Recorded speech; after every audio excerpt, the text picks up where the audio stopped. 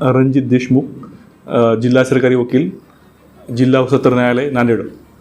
गुन्हा क्रमांक 81/2021, police station Barad या ठिकाणी गुन्हा दाखल झाला होता.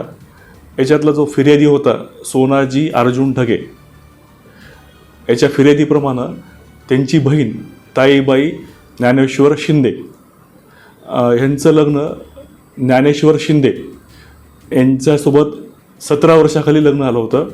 लग्न झाल्यानंतर मग हा जो ज्ञानेश्वर शिंदे होता त्या रंगकामासाठी तो आळंदीला राहत होता आणि त्यांची बहीण जी होती ताईबाई शिंदे ह्या त्या गावाकडे राहत होत्या.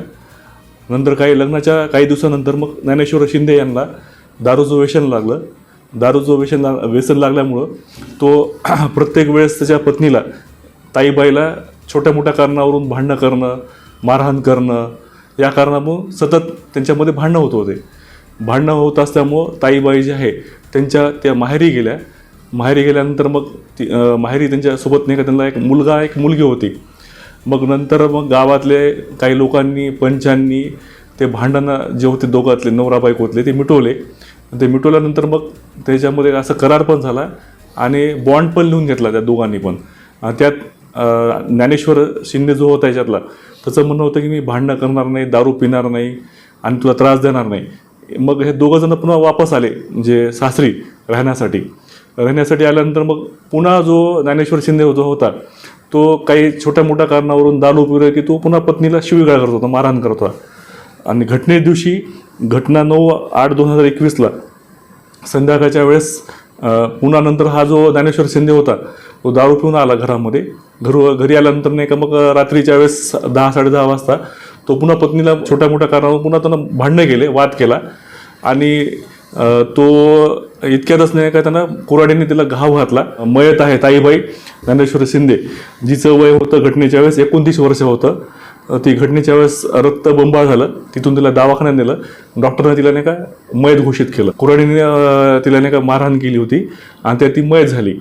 आणि या प्रकरणामध्ये सरकारतर्फे एकूण 10 साक्षर तपासले. साक्षर जे होते त्यात जे लहान मुलगी होती मयताची मुलगी, तिची साक्ष खूप महत्त्वाची झाली आणि तिनं जे घटना सांगितली कोर्टापुढे याच्यामध्ये की माझ्या समक्ष सगळी घटना आहे, माझ्या समक्ष वडिलांना नाही का माझ्या आईला शिवीगाळ केली, मारहाण केली आणि पुढची त्यानं घटना सांगितली. तिची साक्ष खूप महत्त्वाची झाली.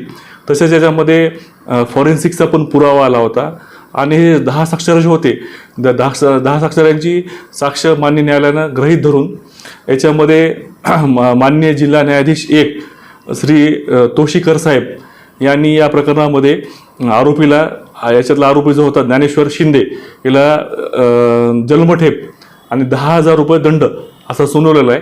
आणि ह्या प्रकरणामध्ये हे जे प्रकरण जो होतं माननीय न्यायालयासमक्ष आमचे सरकारी वकील श्री अब्बास साहेब यांनी प्रकरण चालवलेलं आहे.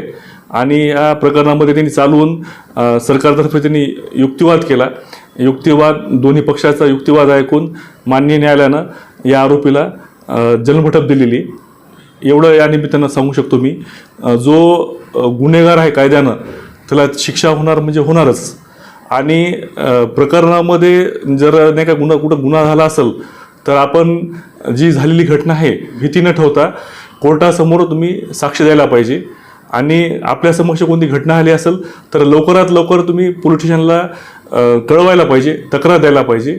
आणि दुसरी गोष्ट म्हणजे समाजामध्ये दिवसेंदिवस जे गुन्हे वाढत ते आपल्याला जर त्याच्यावर प्रतिबंध करायचा असेल तर आपण सज्ञान व्हायला पाहिजे, जास्तीत जास्त कायदेशीररित्या सज्ञान होऊन आणि याच्यामध्ये नाही का पोलिसांना आणि कोर्टाला मदत करायला पाहिजे.